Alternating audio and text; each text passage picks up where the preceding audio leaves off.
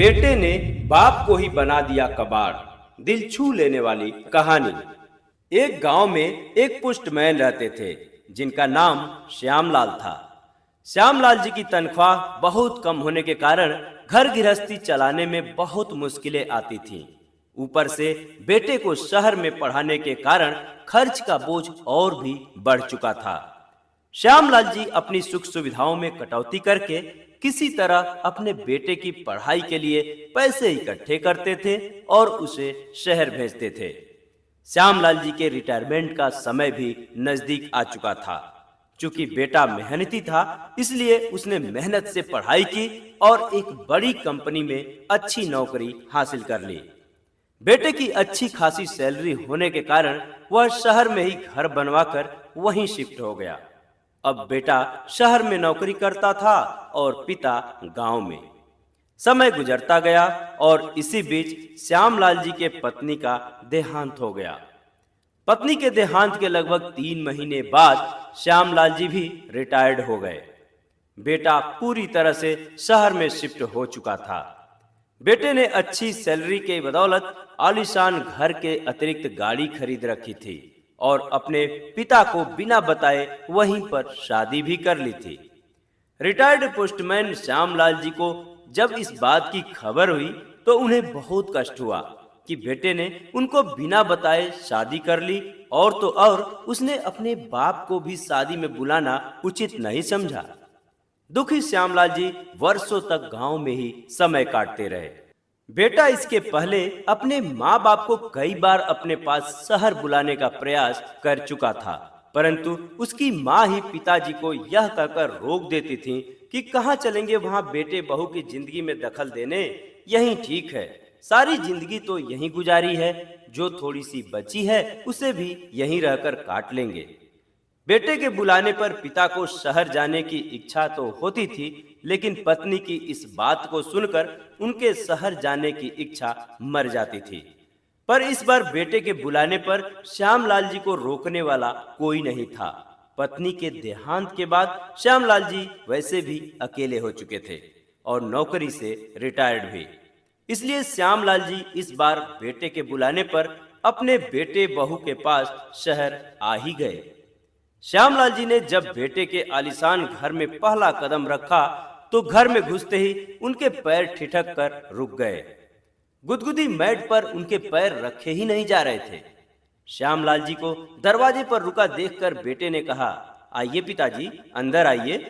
पिता ने कहा, अरे बेटे, मेरे गंदे पैरों से यह कालीन गंदी हो जाएगी। फिर बेटे ने कहा, पिताजी आप उसकी चिंता न करें, आप अंदर आइए, यहाँ सोफे पर बैठ जाइए। सहमे हुए कदमों से चलते हुए श्यामलाल जी सोफे पर आकर जैसे ही बैठे तो बैठते ही वो जोर से चीख पड़े, अरे मर गया रे। दरअसल उनके बैठते ही मुलायम और गुदगुदे सोफे की गद्दी अंदर तक धंस गई। इससे श्यामलाल जी चौंक गए और उन्हें लगा कि वे नीचे गिर रहे हैं, इसी कारण वह चीख पड़े थे। बेटे ने पिताजी को चाय पिलाई और कहा, पिताजी इतने दिनों से आपको बुला रहा था पर आप आए नहीं, आइए अब आपको अपना घर दिखा दूं। पिता ने कहा, जरूर बेटा, चलो। बेटा सबसे पहले पिताजी को अपने घर के लॉबी में ले गया और कहा, पिताजी यह लॉबी है, यहाँ हम लोग बैठकर चाय पीते हैं। यदि कोई अतिथि भी आता है तो चाय नाश्ता और बातचीत यहीं पर होती है। अगले कमरे में जाते हुए बेटे ने कहा, पिताजी यह डाइनिंग हॉल है, यहाँ पर हम लोग खाना खाते हैं, और सामने वह जो कमरा दिख रहा है वह रसोई घर है। बगल में इसी से जुड़ा हुआ ये स्टोर रूम है जिसमें रसोई से संबंधित सामग्री रखी जाती है। फिर बेटे ने पिता को दूसरे कमरे में ले जाते हुए कहा, पिताजी ये बच्चों का कमरा है। पिता ने यह सुनते ही बेटे से तुरंत पूछा, तो क्या इतने छोटे बच्चे अपने माँ बाप के साथ नहीं रहते क्या? बेटे ने मुस्कुराते हुए कहा, पिताजी यह गांव नहीं शहर है, शहर, और शहरों में भी ये बहुत ही एडवांस शहर है। यहाँ बच्चों को जन्म के बाद से ही अकेले सोने की आदत डाली जाती है। माँ तो बस समय समय पर उसे दूध पिला देती है और उसके शेष काम व देखभाल के लिए नौकरानी रखी जाती है, और वही सारे काम करती है। यह सुनकर मानो कुछ क्षण के लिए पिता की सांसें ठहर गई हों। फिर बेटे ने कहा, क्या हुआ पिताजी, आइए ना। पिता ने हकलाते हुए कहा, हाँ हाँ हाँ बेटा, चलो चलो। फिर बेटे ने एक कमरे की तरफ इशारा करते हुए कहा, यह आपकी बहू और बेटे का बेडरूम है और इस कोने में यह गेस्ट रूम है। कोई अतिथि आ जाए तो यहीं ठहरता है। इस तरफ यह जो छोटा सा कमरा है, ये पालतू जानवरों के लिए है। भविष्य में कभी कोई कुत्ता, बिल्ली आदि पाला गया तो उसके लिए यह व्यवस्था पहले ही कर रखी है। फिर बेटा सीढ़ियां चढ़ाते हुए पिताजी को ऊपर खुले छत पर लेकर गया। लंबी चौड़ी छत के कोने में बने एक टीन सेट की छत वाले कमरे को खोलकर दिखाते हुए बेटे ने कहा, पिताजी, ये है घर का कबाड़ खाना। घर की सभी टूटी फूटी और बेकार वस्तुएं यहीं पर एकत्र कर दी जाती हैं और जब होली दिवाली आती है तो इन सामानों को कबाड़ी को देकर उसकी सफाई कर दी जाती है। फिर ये कमरा खाली हो जाता है। यहाँ इस तरफ छत पर ही एक कोने में टॉयलेट और बाथरूम भी बना हुआ है। श्यामलाल जी ने जैसे ही उस टीन सेट वाले कमरे के अंदर प्रवेश किया, उन्होंने देखा कि इस कबाड़ खाने के अंदर एक फोल्डिंग चारपाई पर बिस्तर लगा हुआ है और उसी बिस्तर पर उनका झोला भी रखा हुआ है। श्यामलाल जी को ये बात समझ में नहीं आई कि आखिर उनका सामान यहाँ क्यों रखा है। जब वो पीछे पलटकर अपने बेटे की तरफ देखे तो उनका बेटा उन्हें वहां अकेला छोड़कर नीचे जा चुका था। श्यामलाल जी को बेटे की मनोभावना समझते देर नहीं लगी और वे बेटे के इस व्यवहार से हताश होकर वहीं उस चारपाई पर बैठ गए तथा सोचने लगे कि कैसा यह घर है जहां पाले जाने वाले जानवरों के लिए भी पहले से ही अलग कमरा बनवा लिया जाता है, किंतु अपने बूढ़े माँ बाप के लिए नहीं। माँ बाप के लिए तो कबाड़ का कमरा ही उचित आवास मान लिया गया है।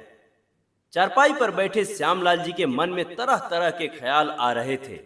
सपने में भी अपने बेटे से उन्होंने यह अपेक्षा नहीं की थी जो आज उनके साथ हो रहा था। श्यामलाल जी की अंतरात्मा ने कहा, नहीं नहीं, अभी मैं कबाड़ नहीं हुआ हूँ, मुझे इस कबाड़ खाने में नहीं रहना। श्यामलाल जी को अपने पत्नी की कही बातें अब याद आ रही थीं। बेटा जब भी माँ बाप को अपने पास बुलाता था तो पत्नी हर बार मना कर देती थी। शायद पत्नी की सोच बिल्कुल सही थी। मुझे यहाँ नहीं आना चाहिए था। ये सब बातें सोचते सोचते श्यामलाल की आंखें भर गईं और वे अगली सुबह का इंतजार करने लगे। सुबह होते ही पिता के लिए जब बेटा चाय लेकर ऊपर के कमरे में गया तो कमरा खाली था। पिताजी का झोला भी वहां नहीं था। बेटे ने टॉयलेट व बाथरूम भी देख लिया, किंतु पिताजी वहां भी नहीं थे। वह तत्काल छत से उतरकर नीचे आया तो देखा कि घर का मेन गेट खुला हुआ है। इधर श्यामलाल जी टिकट लेकर गांव वापसी के लिए सवेरे वाली गाड़ी में बैठ चुके थे। उन्होंने कुर्ते की जेब में हाथ डाली तो उनके गांव के अपने घर की चाबी हाथ में आ गई और उन्होंने एक लंबी राहत की सांस लेते हुए उसे कसकर मुट्ठी में पकड़ लिया, जैसे मानो सारा जहां अब उनकी मुट्ठी में आ गया हो। चलती हुई गाड़ी में उनके चेहरे को छू रही हवा उनके इस निर्णय को और मजबूत बना रही थी और यह एहसास दिला रही थी, अभी मैं अपने बेटे के घर का कबाड़ नहीं बना हूं। श्यामलाल जी ने घर पहुंचकर चैन की सांस ली।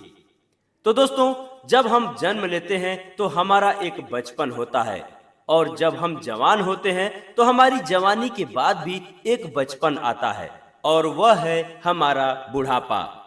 जब हम बचपन में होते हैं तो हमारे माँ बाप हमें सीने से लगाकर अपने पास रखते हैं, हमारी सुख सुविधाओं का ध्यान रखते हैं, हमारे जीवन को सुखी बनाने के लिए संघर्ष करते हैं, मन्नतें मांगते हैं, अपनी सुख सुविधाओं को त्याग कर हमें सुख देने की कोशिशें करते हैं। और जब वही माँ बाप बूढ़े हो जाते हैं तो हम अपने बीवी बच्चों को ही अपना परिवार मानते हैं तथा माँ बाप को कबाड़ समझ लेते हैं। तो दोस्तों, हमें अपने जेहन में यह बात हमेशा याद रखनी होगी कि हमारे माँ बाप हमारे लिए कितना त्याग किए हैं और उनके बुढ़ापे में उनके पास बैठने के लिए हमारे पास थोड़ा भी वक्त नहीं होता। हम सभी माँ बाप की सेवा को अपने ऊपर एक बोझ की तरह देखते हैं। दोस्तों, हमें अपनी सोच को बदलना होगा। यदि यही सोच हम अपने माँ बाप के प्रति रखेंगे तो निश्चित ही हमारी भी औलादें हमारे प्रति यही सोच रखेंगी। कहानी अच्छी लगी हो तो लाइक कर दीजिएगा। ऐसी कहानियों से जुड़े रहना चाहते हैं तो इस चैनल को सब्सक्राइब कर लीजिएगा। मिलते हैं नेक्स्ट वीडियो में किसी नई कहानी के साथ। तब तक के लिए नमस्कार।